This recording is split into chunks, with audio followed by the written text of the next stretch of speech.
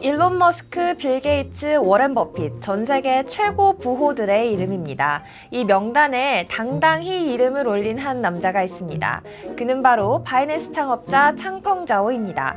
손에 꼽는 부자들만 나올 수 있다는 포브스 표지를 당당히 장식했죠. 중국계 캐나다인 코인 시장 성공 신화의 1인자 창펑자오에 대해 알아봅니다. 코인 사이트 노윤주입니다. 현 시점 가상자산 시장에서 가장 강력한 영향력을 가진 인물을 꼽으라면 단연 바이낸스의 창펑자오, 닉네임 CG를 꼽을 것입니다. 그가 만든 바이낸스는 2017년 서비스 개시 이후 단 한 번도 시장 점유율 1위를 놓친 적 없는 명실상부 글로벌 1위 거래소입니다. 하루에만 56조 원이 넘는 거래 대금이 오가고요. 고객 예치금 포함 보유 중인 자산은 200조 원을 능가합니다.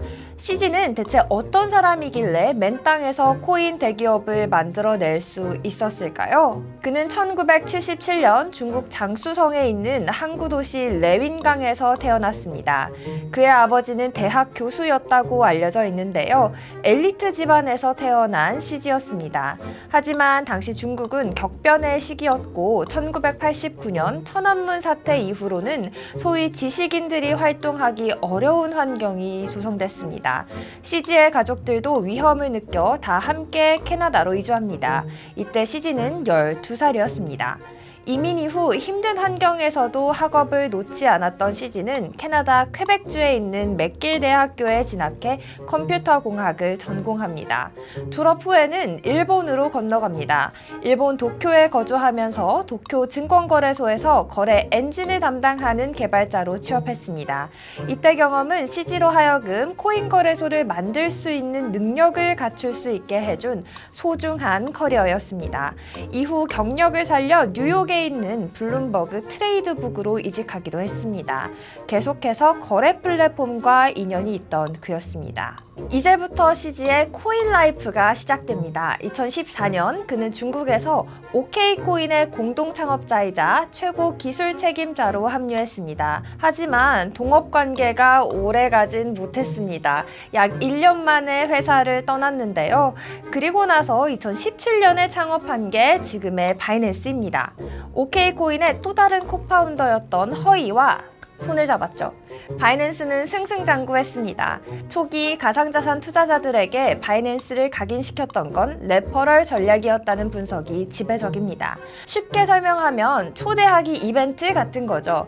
지금도 여러 플랫폼이 친구를 초대해서 가입시키면 친구도 나도 혜택을 받을 수 있는 그런 이벤트를 진행하잖아요. 바이낸스는 친구가 거래를 할 경우 이때 발생하는 거래 수수료의 일정 부분을 초대한 사람에게 돌려주는 전략을 취했습니다. 잘못하면 다단계처럼 비춰질 수 있는 전략이었지만 바이낸스는 다양한 종류의 가상자산을 상장하고 유저 친화적인 거래소 인터페이스를 구축하면서 유입된 고객을 락인시켰습니다. 시장에는 점차 코인 투자 이꼴 바이낸스라는 인식이 심어지면서 공고한 팬층을 갖게 됐습니다. 승승장구하던 CG와 바이낸스도 여러 시련이 있었습니다. 먼저 중국이 가상자산 거래를 원천 금지하면서 창업자들에 대한 불이익 조치도 이뤄졌는데요. CG와 허이는 바이낸스 본사를 몰타 등 해외로 옮겼죠. 이후 바이낸스는 각 국가에 지사를 설립하는 방식으로 운영을 이어나갔습니다. 아직까지 바이낸스 본사가 어디에 위치해 있는지는 공개하지 않고 있습니다. 2024년에는 CG가 미국서 자금세탁 방지법 위반 혐의로 4개월 징역형을 선고받았습니다. 의심거래 미보고, 테러자금 거래 용인, 자금세탁 방조 등의 혐의였습니다.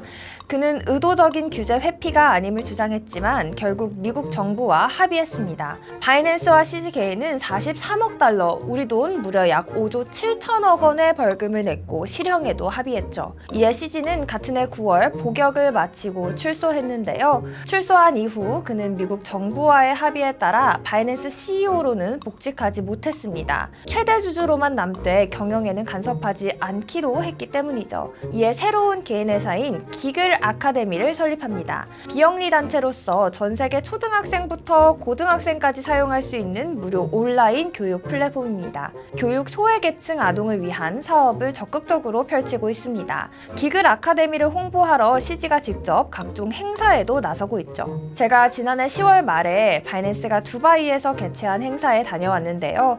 이때 CG가 출소 후 처음으로 공식 석상의 모습을 드러냈었습니다. 재밌었던 점은 전통기업 총수들과 다르게 감옥 생활에 대한 이야기를 가감없이 대중에게 전달한 건데요. 미국에는 감옥 컨설턴트라는 직업이 있는데 자신의 컨설턴트가 영치금을 너무 많이 들고 가지 마라, 부자인 척하지 마라 라는 조언을 해줬다고 컨퍼런스에서 직접 밝혔습니다. 수감 기간은 짧았지만 긴 시간 동안 미국 금융당국과 소송을 이어가면서 지쳐 있었던 CG였는데요. 새로운 사업을 시작하면서 다시 활력을 되찾은 모습이었습니다. 현장을 찾은 모든 팬 한 명 한 명과 사진 촬영을 해주기도 했고요. 바이낸스 CEO직은 내려놨지만 CG는 여전히 바이낸스 지분 과반 이상을 쥐고 있는 최대 주주이자 가상자산 시장에서 가장 큰 영향력을 가진 리더입니다. 이에 앞으로 그가 어떤 행보를 이어갈지 모두의 관심이 집중되고 있습니다.